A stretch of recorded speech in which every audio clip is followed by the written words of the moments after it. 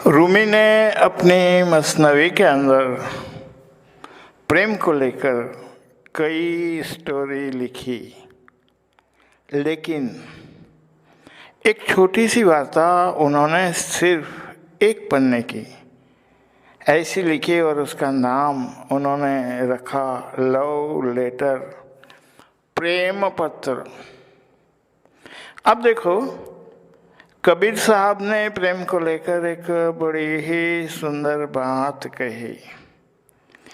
लिखा कि प्रेम की बातें तो सारी ही दुनिया करती है, लेकिन हकीकत में प्रेम होता क्या है ये तो पता नहीं होता उनको, क्योंकि वो रास्ता जो रब की अनुभूति से हमें भर दे तो वही बात प्रेम की होती है।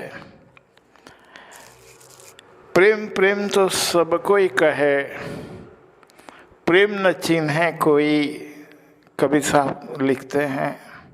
प्रेम प्रेम तो सब कोई कहे, प्रेम न चिन्हे कोई, जा मार्गे साहेब मिले, प्रेम कहावे सोही।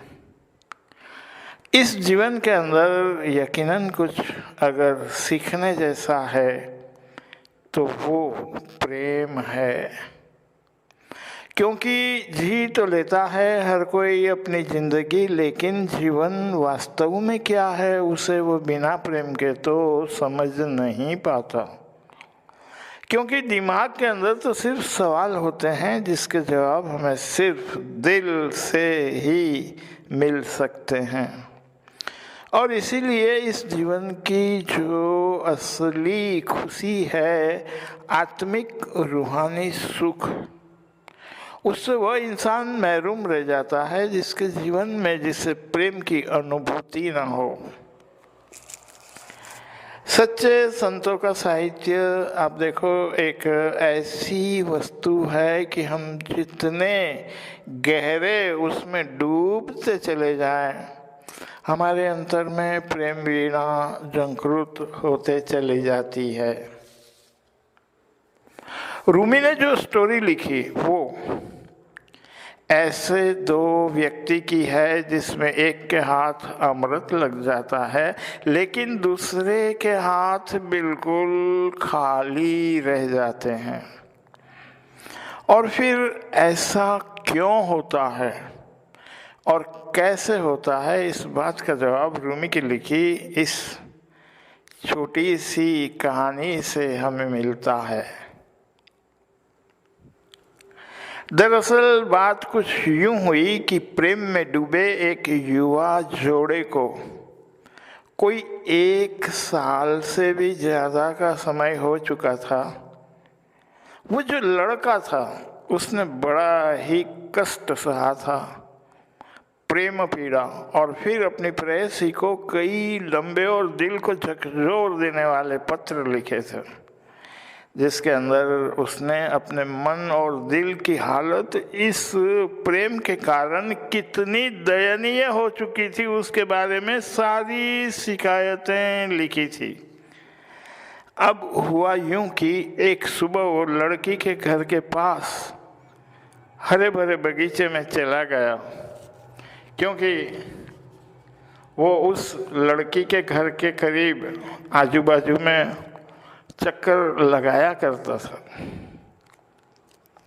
और जैसा कि किस्मत की बात थी कि लड़की भी वहीं पर मौजूद थी, तो वो एक पल भी नहीं चुका और बड़ी ही जल्दी से उसके पास गया, क्योंकि जैसे हर बार उस लड़की की नानी जो उसके साथ साथ ही रहा करती थी, तो आज वो नहीं थी, लड़की बिल्कुल अकेली थी।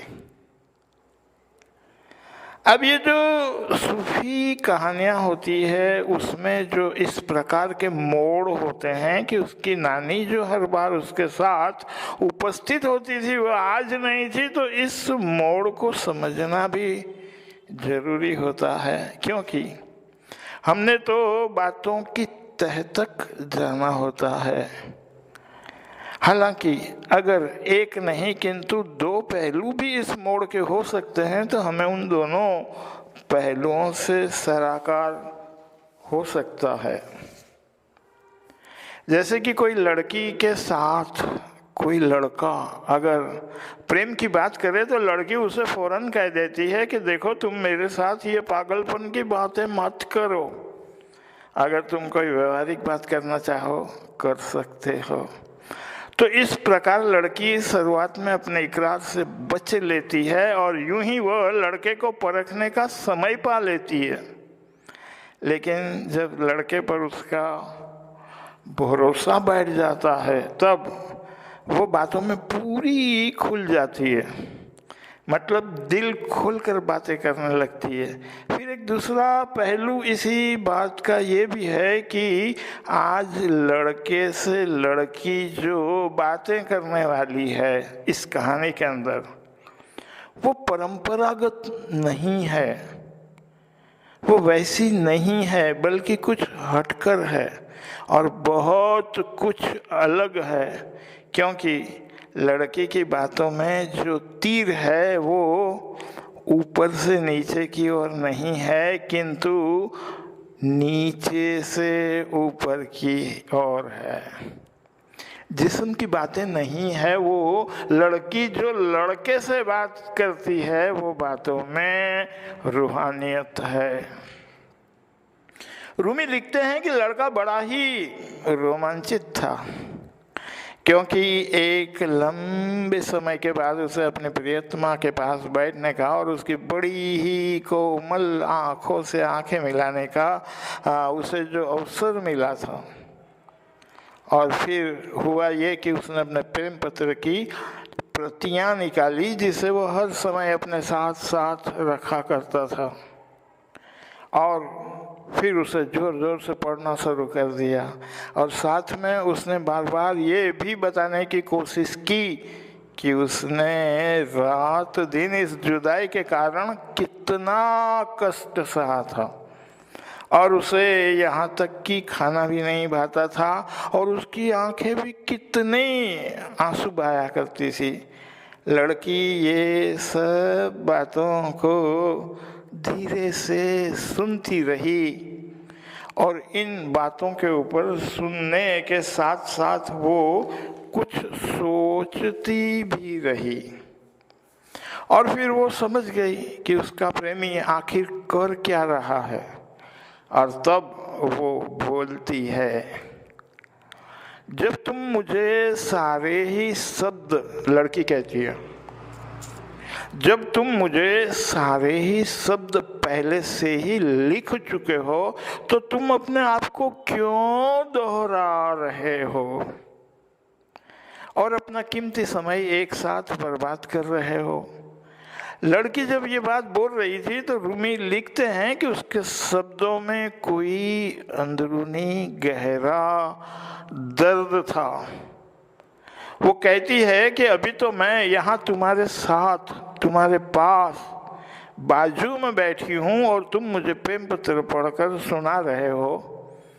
वो कहती है कि ऐसा तो प्रेम के अंदर कोई ना करे, तुम क्यों कर रहे हो।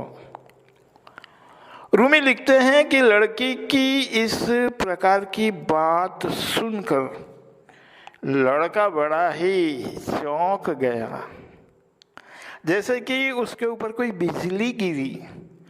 उसने तो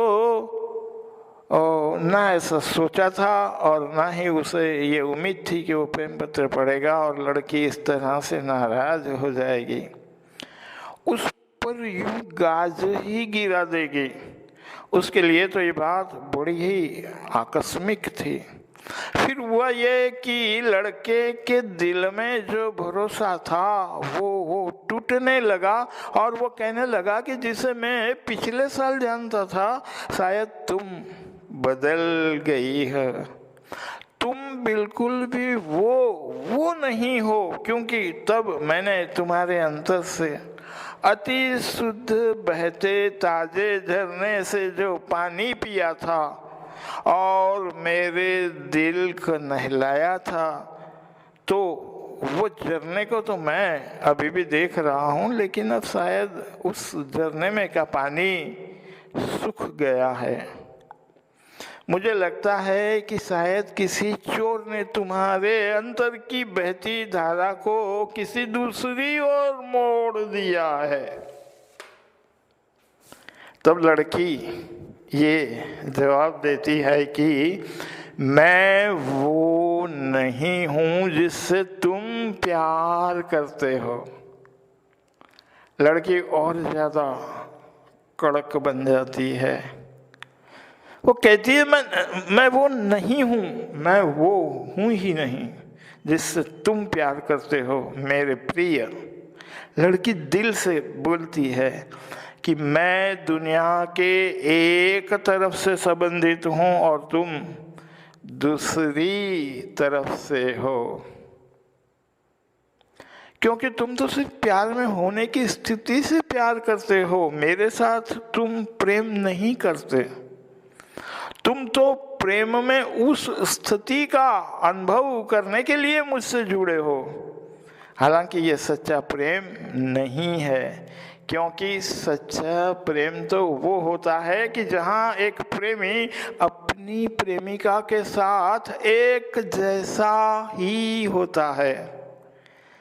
उसका आरंभ और अंत अपने प्रेमी के आरंभ और अंत में समाया हुआ होता है। वे तो एक ही होते हैं।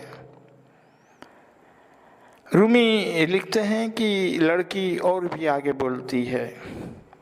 अब ये जो शब्द है इस लड़की ने जो बोले हैं बड़े ही कीमती है और एक एक शब्द गौर करने के लायक है। और दूसरी बात ये कि उस कहानी के अंदर रूमी ने जिन शब्दों का उपयोग किया है उसे ही बिना किसी बदलाव और फेरफार के मैं आपको सुना रहा हूँ। तो लड़की कहती है कि यदि तुम हकीकत में शुद्ध प्रेम चाहते हो तो खोजते रहो, क्योंकि यही एकमात्र पानी है जो जीवन भर के लिए आपकी प्यास बुझा देगा। जीवन भर के लिए आपकी प्यास को बुझा देगा। पवित्रता का मूल स्रोत जिसे तुम्हारी आत्मा ढूंढ रही है, मुझे नहीं। फिर वो लड़की उठ खड़ी होती है और वो लड़का जिसका चेहरा बड़ा ही स्तब्ध सा हुए वाला है, एक आखिरी नज़र उसके ऊपर डालती है और चुपचाप चली जाती है। रूमी यहीं पर इस कहानी को समाप्त कर देते हैं। लेकिन जो लोग सच्चे जिज्ञासु है, प्रेम तत्व को और नारी मनोविज्ञान को जो गहराई से समझना चाहते हैं, उनके लिए तो वो शब्द जो लड़की ने युवक से कहे हैं उसी पर चिंतन करके मर्म तक पहुंचने की उसकी उत्सुकता रहेगी। क्योंकि रूमी इस कहानी के माध्यम से दोनों मनोविज्ञान को, एक तो जो लड़के का है और दूसरा तो जो लड़की का है, हमारे सामने रखते हैं। एक लड़का जो बात को किस प्रकार सोचता है और लड़की उसी बात को किस तरह से देखती है, तो ये जो दृष्टि भिन्नता है उसी को लेकर ये सारी बात का मुद्दा है और इसीलिए ये कीमती भी है और इसका अभ्यास करने के लायक भी है।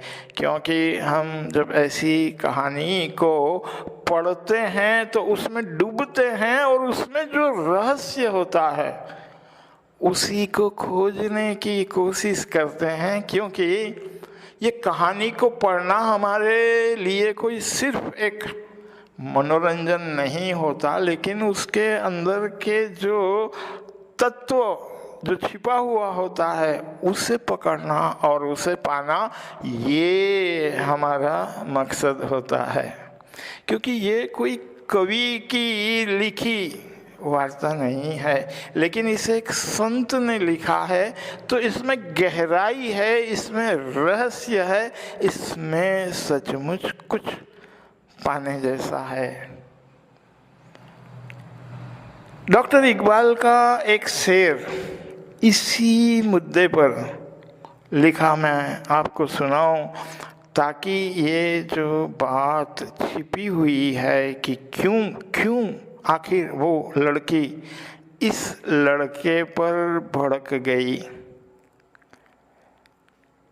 क्योंकि वे पुरुष से कहते हैं डॉक्टर इकबाल, देखो ये शेर में क्या बातें रखते हैं।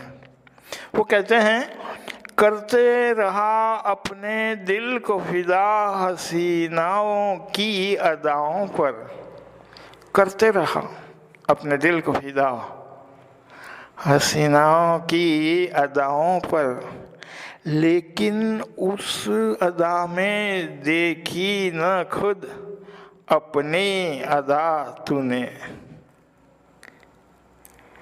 तो कहते हैं ये शायर युवक से कि तेरा ख्याल तो बस लड़की के सौंदर्य और अपनी पीड़ा के जानिब राग़िब ही है, और तू उसे अपनी पीड़ाएं सुनाकर उसकी हमदर्दी को पाकर उसकी देह के और करीब होना चाहता है। लेकिन लड़की जो है उसकी तो नज़र और समझ तो बड़ी ही गहरी है तेरे मुकाबले, क्योंकि वह तो तेरे अंदर के पशु को भी देख लेती है, मनुष्य को भी देख लेती है, और तेरे ही अंदर अगर कोई फरिश्ता ही अगर छिपा है तो वो उसे भी देख लेती है।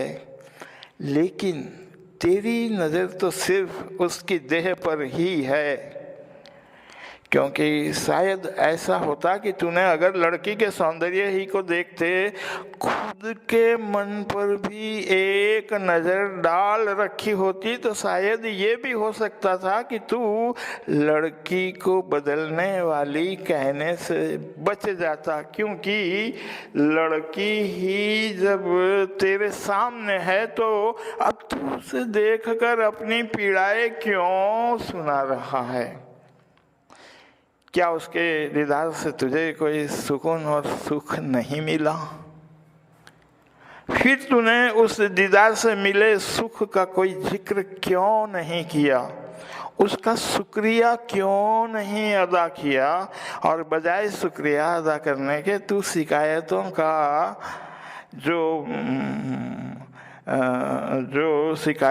जो पिटारा है उसी को खोलकर बैठा, तो वो समझ गई, उसे पता लग गया, उसके ख्याल में ये बात आ गई कि या तो तेरा प्यार झूठा है, क्योंकि झूठे प्यार में दीदार से बजाय सुकून मिलने के पीड़ा और भड़क उठती है, या फिर तू ही झूठा है जो कितनी भी नियामत अगर मिल जाए तब भी उसका बजाय शुक्रिया करने के सिर्फ शिकायत ही करता है। रूमी जब कोई स्टोरी लिखते हैं तो उसमें बड़ी ही बारीकियां होती है, क्योंकि रूमी ने लड़की के मुंह में जो शब्द डाले हैं तो एक एक शब्द में कोई हीरे मोतियों के खजाने दे दिए हैं। सवाल ये है कि उनमें से हम कितना ले पाते हैं और कितना खोज पाते हैं। शायरों में एक बहुत बड़ा नाम आप देखो मीर तकी मीर का है। उनकी गज़ल इसी बात पर एक रोशनी बनकर हमारे सामने आती है, वो मैं आपको सुनाऊं। लिखते हैं, दिखाई दिए यूं कि बेखुद किया, दिखाई दिए यूं कि बेखुद किया, हमें आपसे भी जुदा कर चले। ये दीदार की बात है।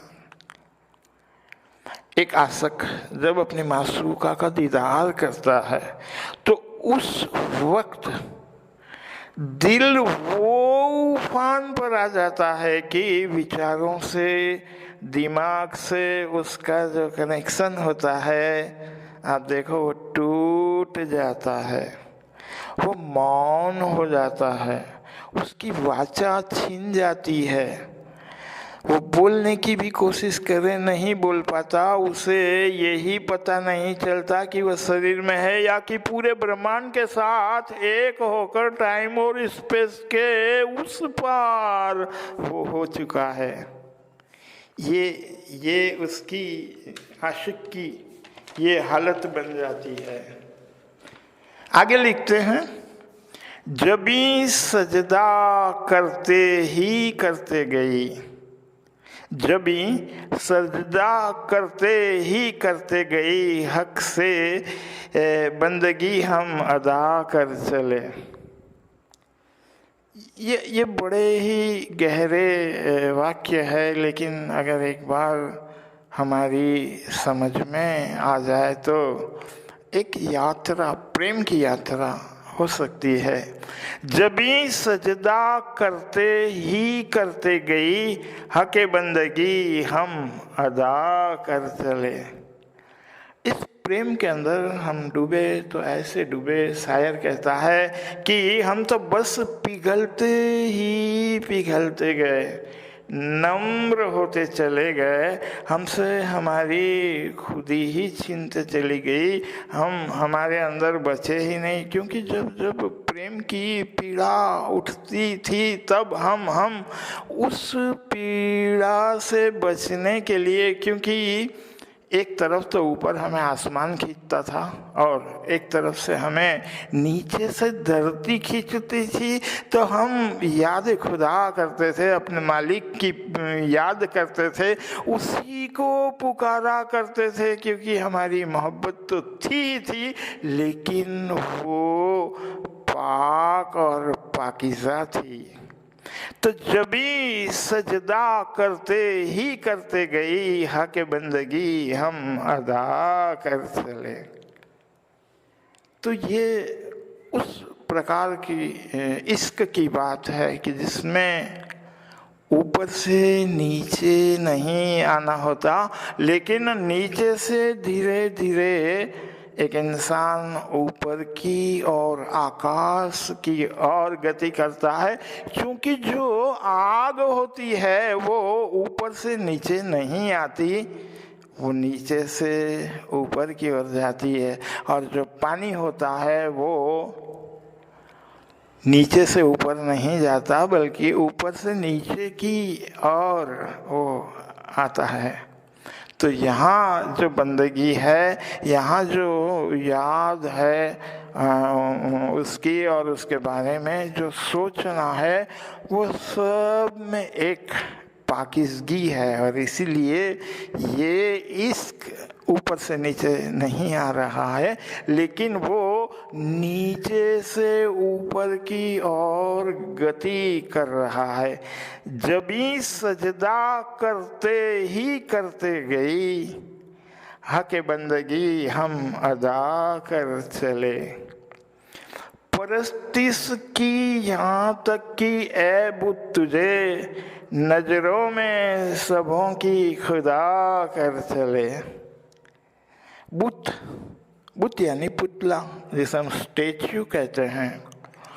कहता है शायर कि हमने बस एक पुतले को इतना और यहाँ तक चाहा कि लोग कहने लगे कि इतना प्रेम करने से तो खुदा ही मिल जाता। लेकिन बात ये थी कि हम खुदा ही को तो उस दर्द में और उस पीड़ा में, चूँकि हमें अपनी जो पाकीज़गी थी उसी को संभाले रखना था, उसी को बरकरार रखना था।